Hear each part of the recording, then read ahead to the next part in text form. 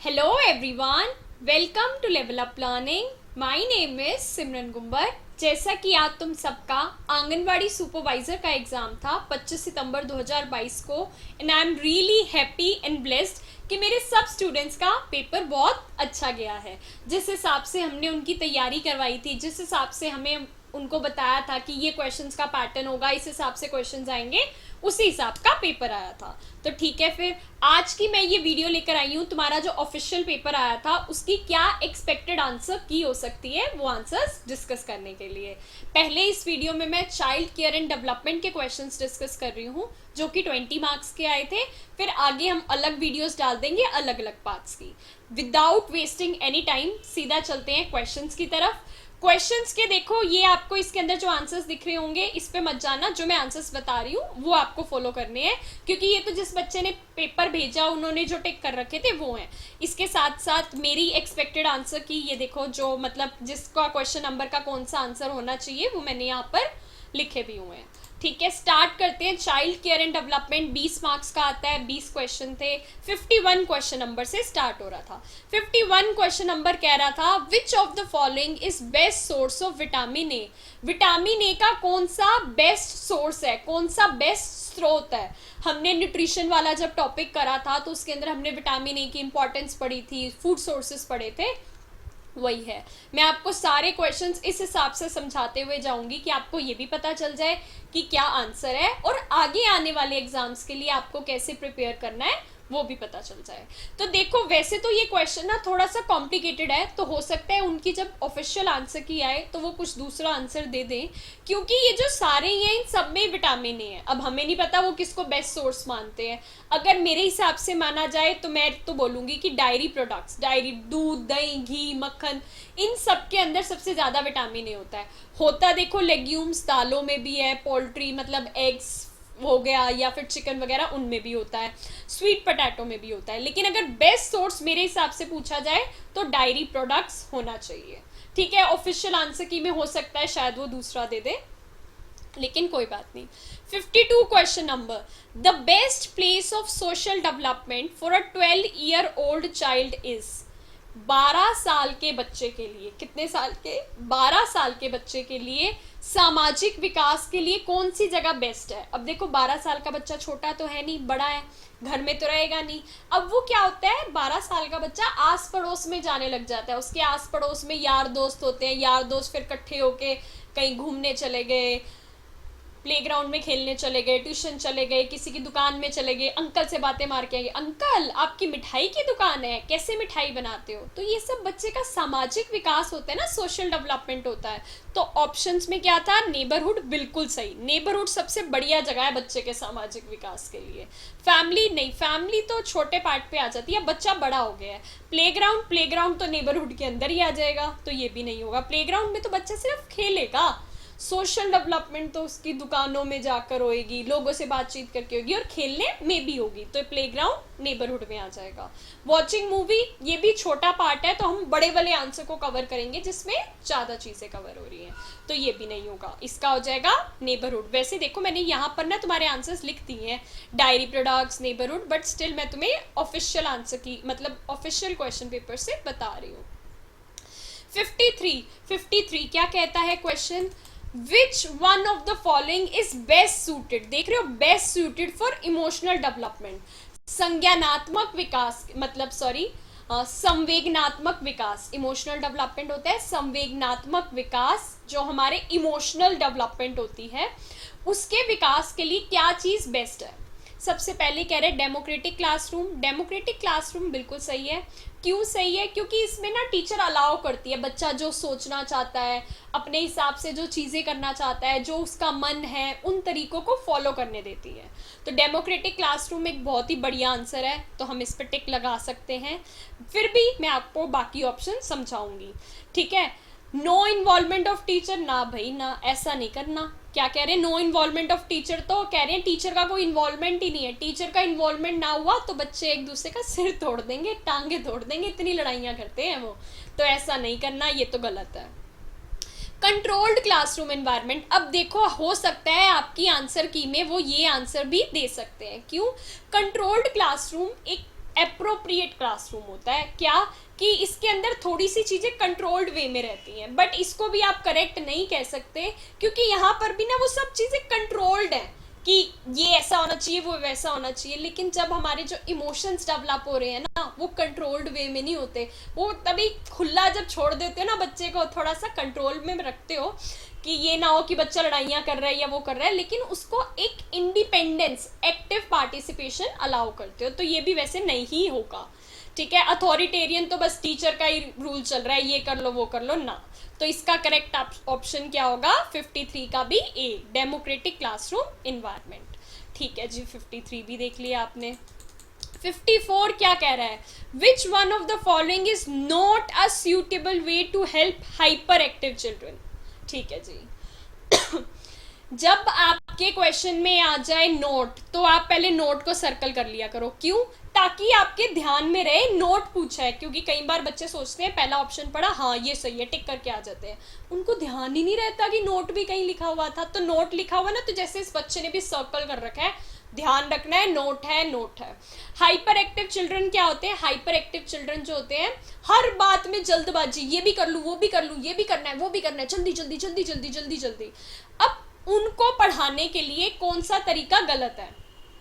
Offering alternative ways of learning बिल्कुल सही है। एक तरीके से पढ़ाया, वो समझ गया या नहीं समझा, उसको कोई और तरीका करा दो, कोई और तरीका पढ़ा दो। जितने अलग अलग तरीके से करवाओगे उसको मजा आएगा। बिल्कुल सही है। Including physical activity in the daily schedule. ठीक है जी, क्या कह रहे हैं? फिजिकल एक्टिविटी इंक्लूड कर लो, बिल्कुल सही है। अगर वो फटाफट कोई काम कर लेता है, उसको कहते हो वहां जाकर वॉक करके आओ 5 मिनट, जंप करते करते जाओ 100 मतलब 5 टाइम्स सिट स्टैंड करो। हाइपर एक्टिव है, एनर्जी कहीं कंज्यूम होगी तो शोर शराबा नहीं करेगा, अच्छी जगह पर ही तो एनर्जी कंज्यूम हो रही है ना, फिजिकल डेवलपमेंट होगा, तो ये भी सही है। Reprimanding them offer for being restless. डांट दो, धमका दो, क्यों बार बार टिक के क्यों नहीं बैठता तू, शरारती है, डांटू मैं तुझे। ऐसे जब आप डांट फटकार कर देते हो, आपको नहीं करना, ये उस पर बुरा प्रभाव डालेगा। तो ये आपका करेक्ट आंसर हो जाएगा। Breaking a task into small and manageable segments, ये भी बिल्कुल सही है कि बड़े काम को छोटे छोटे टुकड़ों में दे दो और वो छोटे छोटे टुकड़ों में काम को करे ताकि उसके अंदर ऑक्यूपाइड रहे। बिल्कुल सही है। तो लेकिन आपको ये जो डांटने धुतकारने वाला काम मानता क्यों नहीं है तू, तू तो ऐसा ही है, ऐसे नहीं करना।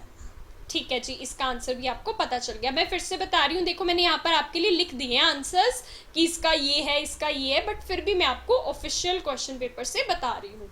मैंने बताया था इंग्लिश और पंजाबी में पेपर आएगा, बिल्कुल ये वैसा ही है, लेकिन इंग्लिश पंजाबी दोनों में समझाऊंगी तो वीडियो लंबी हो जाएगी, इसलिए मैं बस इंग्लिश में क्वेश्चन को पढ़ रही हूँ और समझा सारी लैंग्वेजेस में रही हूँ।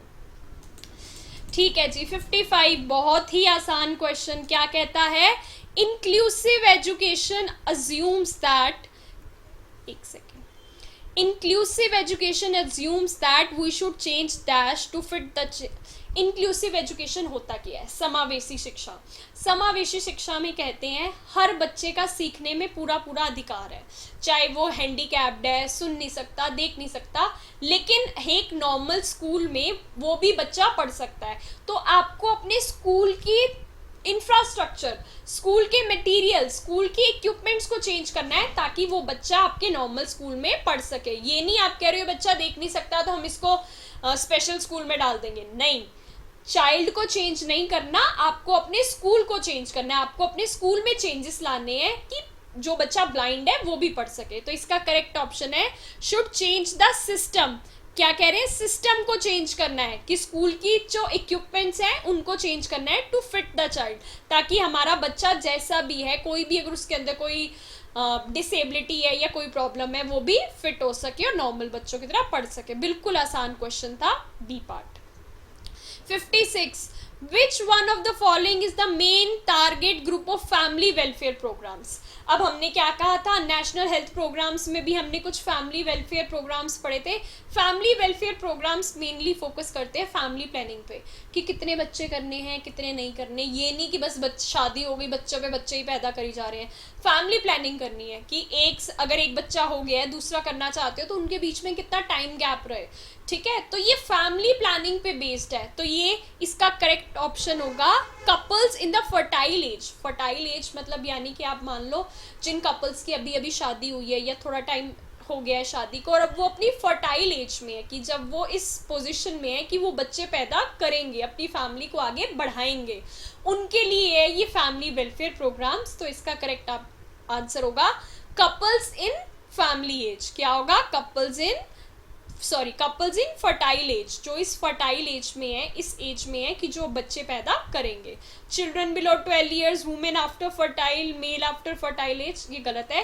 करेक्ट आंसर है कपल्स इन फर्टाइल एज, जो भी हस्बैंड वाइफ मतलब लेडीज जेंट्स फर्टाइल एज में है कि जो बच्चे पैदा करेंगे, उन्हीं के लिए तो फैमिली प्लानिंग इंपॉर्टेंट है ना।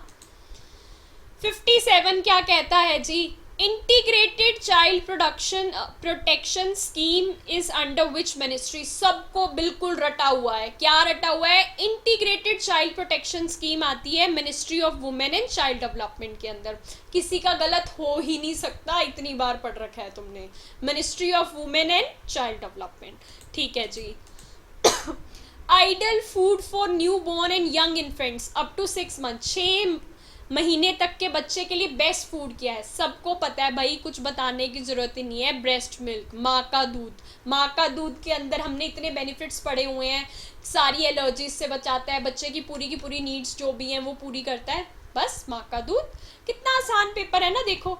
टेंशन तुम ऐसे ही लेते हो। Which of the following disease is caused by protein energy malnutrition? Protein energy malnutrition, protein और एनर्जी की जब कमी हो जाती है, कुपोषण हो जाता है, तो उससे कौन सी डिसीज होती है? आपको पता है, मरासमस हो जाती है, क्वैशकोर हो जाती है, तो या एंगिना, गोइटर, मरासमस, ट्यूबरक्लोसिस दिया था, जिसमें से मरासमस हमारा बिल्कुल करेक्ट आंसर है, हमने पढ़ रखा है, तो कोई टेंशन की बात है नहीं। 60. Which of the following is an example of non-communicable disease? Non-communicable disease क्या होती है? जो एक दूसरे से नहीं फैलती, मतलब एक पर्सन को है तो उसके साथ दूसरा पर्सन बैठा है तो उसको वो डिसीज फैलेगी नहीं। कैंसर बिल्कुल नॉन कम्युनिकेबल डिसीज है, नहीं फैलती। डायबिटीज नॉन कम्युनिकेबल है, नहीं फैलती ऐसे। हाइपरटेंशन ये भी नहीं फैलती, तो इसका करेक्ट ऑप्शन हो जाएगा ऑल ऑफ दीज। ठीक है जी, ये भी हो गया। 61 क्या कहता है? If a child has mental as. अब हमने आपको IQ कैलकुलेट करने का एक फॉर्मूला बताया हुआ था, बस वहीं से क्वेश्चन है, देख लो। IQ कैलकुलेट करने का फॉर्मूला होता है, ये देखो, MA that is mental as upon CA chronological age into 100, कि आपका मेंटल एज, दिमाग मतलब मेंटल एज कितनी है गिवन है, क्रोनोलॉजिकल एज जो है और उसको 100 से मल्टीप्लाई। तो अब कह रहे हैं a child has mental as of 5 years, ठीक है, आपने ऊपर लिख दिया 5। क्रोनोलॉजिकल एज 4 ईयर्स, ठीक है, नीचे लिख दिया 4 ईयर्स, ठीक है। एंड उसका IQ का होगा इंटू 100 कर दिया। 100 करके यहाँ से काटा, यहाँ से इसको काटा, 2 से 50, ठीक है। उसके बाद 25 कर दिया, ठीक है, 2 1, तो 25 इंटू 5 आपका आ जाएगा क्या? 125 उस बच्चे का IQ है। बिल्कुल आसान, मतलब इतना बेसिक क्वेश्चन था, ठीक है। 62 क्वेश्चन क्या कहता है? एक बच्चा है जो कि अपने लेफ्ट हैंड से लिखता है और वो बिल्कुल कंफर्टेबल है उस हाथ से लिखने के। मैं जैसे राइट से लिख रही हूँ, वो लेफ्ट से लिखता है और वो उस चीज़ के लिए कंफर्टेबल है। तो आप क्या करोगे? उसको फोर्स करोगे कि नहीं लेफ्ट से नहीं राइट से लिख? नो, इंडिविजुअल डिफरेंसेस होते हैं, तो कोई गलत बात थोड़ी है अगर वो लेफ्ट से लिख रहा है, नहीं। अलाउड इज प्रेफरेंस, हाँ भाई उसकी प्रेफरेंस को अलाउ कर देंगे कि अगर आप लेफ्ट से कंफर्टेबल हो तो लेफ्ट से लिख लो, बिल्कुल सही। बच्चे को पूरा का पूरा मौका देना है उसके हिसाब से आगे बढ़ने का, कोई हार्ड एंड फास्ट रूल नहीं है कि यही कर। क्या हो गया? यहाँ से लिखते हो आप, राइट से लिखते हो, लेफ्ट से लिख रहा है, तो क्या हो गया? अलाउ कर देना उसकी प्रेफरेंस को। Discourage to write with left hand, मना करना है, नहीं। मेडिकल हेल्प, नहीं भाई इसमें कोई मेडिकल हेल्प की नीड है नहीं, तो अलाउड हिज प्रेफरेंस। आपको पता है इंडिविजुअल डिफरेंसेस होती हैं, व्यक्तिगत विभिन्नताएं होती हैं, तो अगर वो राइट की जगह लेफ्ट से लिखता है तो लिखने दो भाई, क्यों इतना मतलब डांट परेशान करना उसको, ठीक है जी। 62 का आंसर हो गया C। एक सबसे इजी, सबसे easy, pre primary school education stage of children is between, कहाँ से कहाँ तक की है प्री प्राइमरी स्कूल? सबको पता है, हर रिवीजन वीडियो में, हर वीडियो में बताया है, 3 से 6 साल। इसका करेक्ट ऑप्शन है A, 3 से 6 साल। मैं फिर से बता रही हूँ, मैंने ना आपके लिए यहाँ पर ये लिखा हुआ है, मैं ये अपने टेलीग्राम चैनल पर भी डाल दूंगी, ये वाला जो इनका आंसर्स का पार्ट है, और बाकी सब्जेक्ट्स का जो आएगा ना आंसर की आएगा, मैं डाल दूंगी जो मेरे हिसाब से है।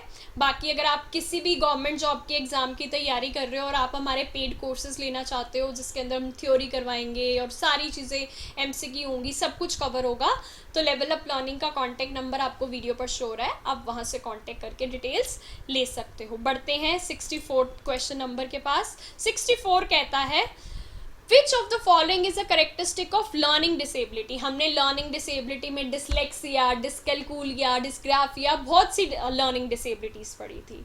अब उसका करेक्टरिस्टिक क्या है कि 50 से नीचे IQ है, IQ की तो कहीं बात ही नहीं हुई लर्निंग डिसेबिलिटी में।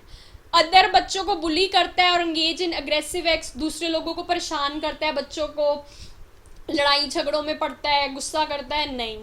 Doing same motor action repeatedly, एक ही चीज़ को बार बार करता है, नहीं, ये भी नहीं है। Difficulty in reading fluenting and reversing words, हाँ जी बिल्कुल, हमने डिसलेक्सिया जो कि एक लर्निंग डिसेबिलिटी है ना, रीडिंग डिसेबिलिटी है बेसिकली, वो क्या कहते हैं हम यहाँ पर, बेसिकली जो डिसलेक्सिया है वो रीडिंग डिसेबिलिटी है। रीडिंग भी किसके अंदर आती है, एक लर्निंग की डिसेबिलिटी है ना, तो उसमें बच्चे को पढ़ने में फ्लुएंटली पढ़ नहीं पाता और वर्ड्स को रिवर्स नहीं कर पाता। अब जैसे मैं कितनी फ्लुएंटली पढ़ रही हूँ, difficulty in reading fluently and reversing words, तो उस बच्चे को उसमें दिक्कत आती है। हमने बहुत आसानी से अच्छे से ये चीज़ें समझ रखी हैं, तो इसका है डी ऑप्शन। ठीक है जी, फटाफट से चलते हैं आगे क्योंकि पेपर तुम दे चुके हो, अब तुम्हें बस आंसर्स देखने हैं। 65 क्वेश्चन नंबर क्या कहते हैं, which vaccine is not included in Indradhanush mission. National health programmes के अंदर हमने इंद्रधनुष मिशन की बात की थी जिसके अंदर हमने बताया था कि कौन कौन सी वैक्सीन्स इंक्लूडेड है।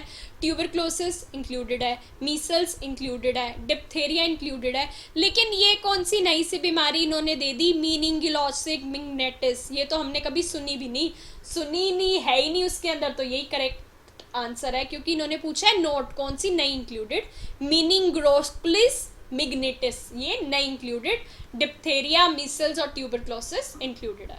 ठीक है जी, आ जाओ, आइडेंटिफाई द गिवन इमेज, ये किस चीज़ की इमेज है, सबको पता है इंटरनेशनल रेड क्रॉस। वैसे ये ब्लैक एंड वाइट लग रहा है, अदरवाइज जैसे ये रेड होता तो आपको समझ और आसानी से आ जाता क्या है ये, इंटरनेशनल रेड क्रॉस इसका आंसर है।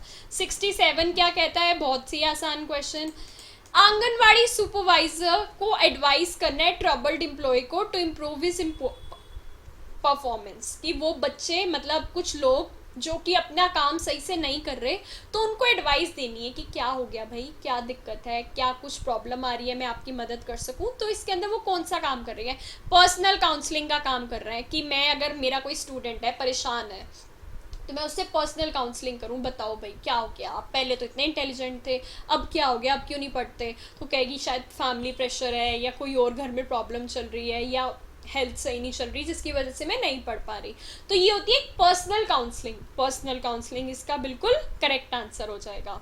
68 क्या कहते हैं, 68 कहता है Alzheimer and osteoporosis are examples of, ये कौन, ये जो दो हैं एल्जीमियर एंड ऑस्टियोपोरोसिस, ये किस चीज़ के एग्जांपल्स हैं, ये हैं डीजेनरेटिव डिसीजेस के। डीजेनरेटिव डिसीजेस कौन सी होती हैं, जैसे जैसे आपकी उम्र बढ़ती जाती है, आप अपने बुढ़ापे की तरफ जाते जाते हो तो ये बीमारियां होने लग जाती हैं, तो ये है एज जैसे जैसे बढ़ती जाएंगी बीमारियां होती रहेंगी, इसको हम कहते हैं डीजेनरेटिव डिसीजेस। ठीक है जी, Which of the following vitamin is also known as ascorbic acid, सबको पता है ascorbic acid हम कहते हैं विटामिन सी को, बिल्कुल डायरेक्ट आंसर है, एस्कॉर्बिक एसिड कौन होता है, विटामिन सी।